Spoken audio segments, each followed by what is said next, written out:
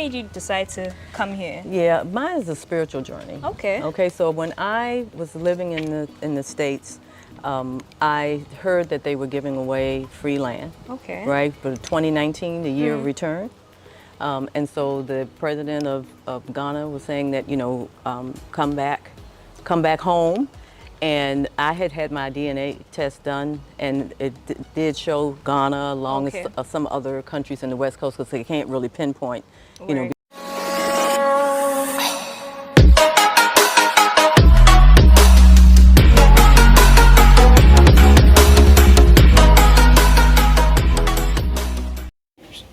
So what's up YouTube? I hope you are well today. It's a good morning from Kenya. So today's video, there's something interesting that I also want to share with you. So there's this woman called Karen. She stayed in the United States for 70 years, and now she came back to Africa. Generally, he came back to Ghana. Now the most important thing that what happened there is that it was the year of return. That was in 2019. And so guys, I want you to watch the video, and these videos that I'm making for you helps me appeal to you that coming to Africa, it's not that much big. So guys, let's watch the video, and I'll tell you something interesting after the video. See you, let's watch together. Karen. Well, hello, how are you? Fine. Akwaba. Thank you. So glad you were able to come. So glad I was able to make it. Yeah. So just to start, we want to get to know you a little bit. Can you just tell me a little bit about yourself and who you are? Sure. So my name is Karen King. Okay. And I am I grew up in Washington, D.C. in the United States. I am a mother of 4 and a grandmother of 16. Now, let's just pause there for a second. She's a grandmother of 16. Yeah. Look, and how old are you? Do you mind telling us? No, I don't mind. I just Okay, tell us celebrated how. my 70th birthday. She's 70. Yes. Look at, like, you're so gorgeous. Oh my God, like, she's so cute. Oh, thank you. Thank you. And 5 great-grands. So, yes. And so I left them all to come to Ghana. Wow. I've been here a little over a year now. Okay. Yes. Okay, so you built this within the year? It took a year to build it. So I was not here when they first started building. Okay. Yeah. Okay. Yeah. So let's talk a bit about your journey. Let's talk a bit about moving to Ghana. What made you decide to come here? Yeah, mine is a spiritual journey. Okay. Okay, so when I was living in the States, I heard that they were giving away free land. Okay. Right, for 2019, the year of return. And so the president of Ghana was saying that, come back home. And I had my DNA test done, and it did show Ghana along with some other countries in the West Coast, because they can't really pinpoint, because of the slave trade and all that. So I decided, free land, I'm going to get it. So I did that sight unseen, even without coming here. I went on the website. It was Sankofa repatriation website. And so Sister Yah was the one who helped me to get the land even before I came. So I got this land, and then I heard that some people were coming to Ghana on a tour with God Box Tours, and they were all Hebrew Israelites, right? And so that's my culture. And so I said, oh, I think I want to go. And so I was going to go by myself.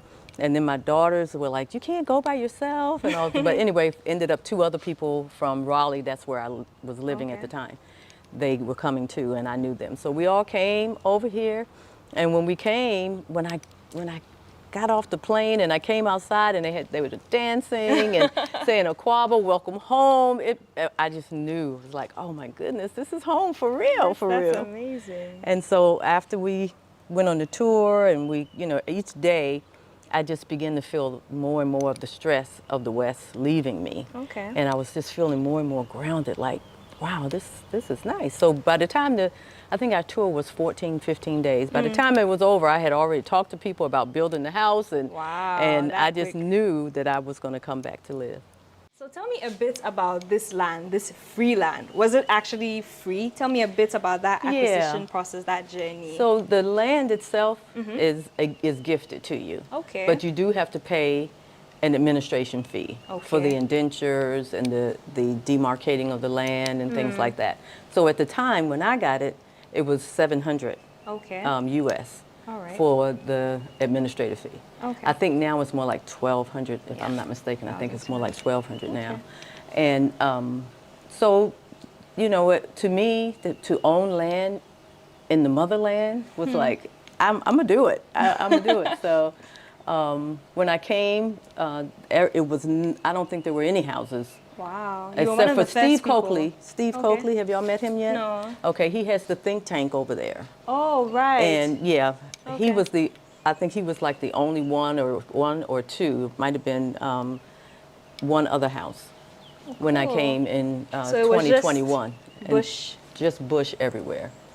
And so I didn't know exactly where my plot was, but I knew it was somewhere around in here. And so it was great when we came to the land, and you know, they talked to us and they told us a little bit about the history.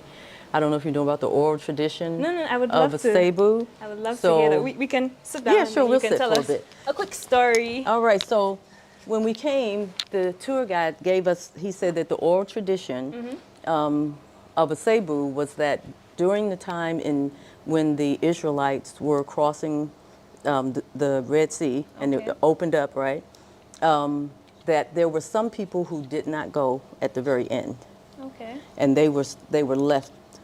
And so the leader, the general who had commanded his army to go behind to try to destroy them, going through the Red Sea, Okay.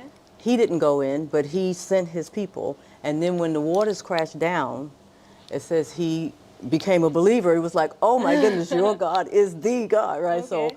he told the ones who were remaining, I will take you to safety. Okay. And so he became their God, and eventually, I mean, not their God, but their guard, G-U-A-R-D. Okay. And then eventually their king. They Okay. made him their king, and they, over time, migrated all the way here. Wow. And his name was Cebu. Oh, And so they wow. ended up here, and they named it after him. This area, this whole area was called Cebu after this king of Cebu. Very interesting. That, and so when he was telling me that, so he was saying, so the very land you're standing on, your ancestors lived and farmed and prospered on this land. So that just was like, That was wow, it for you. Yeah. wow. You know, what are the odds, right, of that Yeah. happening? So then when of course, I'm gonna Google this and see. And I did, and the story is right out there, the oral tradition. Right.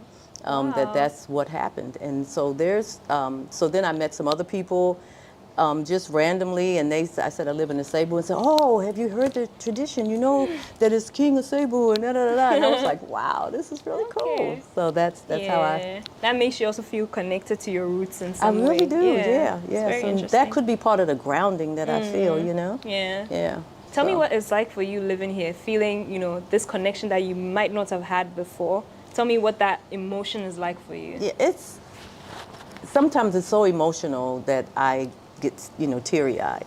Because when you live in the West, when you come from slavery, like...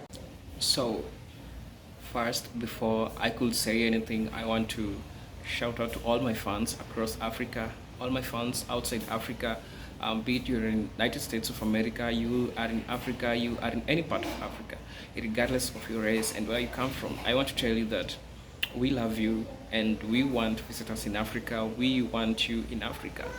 If you are an African American, you need to come back home, and that's what I've always been telling you. Now, in the year 2019, it was the year of return. The Ghanaian president issued ways in which the African Americans who are in the United States can come to Ghana, because there were free lands which were given. Actually, the price has now increased because due to some factors, because at that point it was a point of the year of return, and there were a lot of activities which were happening in Ghana.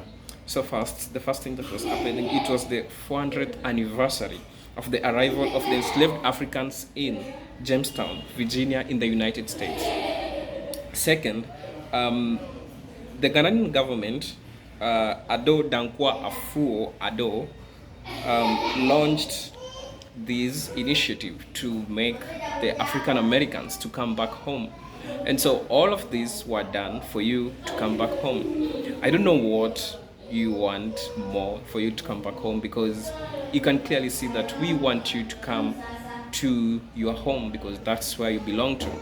And recently we having African presidents making it easier for you to come to Africa. So this is the only way for you to come in Africa. And regardless of your age, do not give up. See, this is a woman who is 70 years old. She decided to leave her family, okay? A mother of 4 and a grandmother of 16 grandchildren. So you understand that coming to Africa has no limits. When we say that spirit guided her to come to Africa, that's what happened. So for you, you can come to Africa.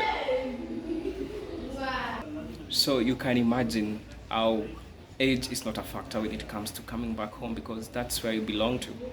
I call upon everyone outside Africa who is willing to come to Africa.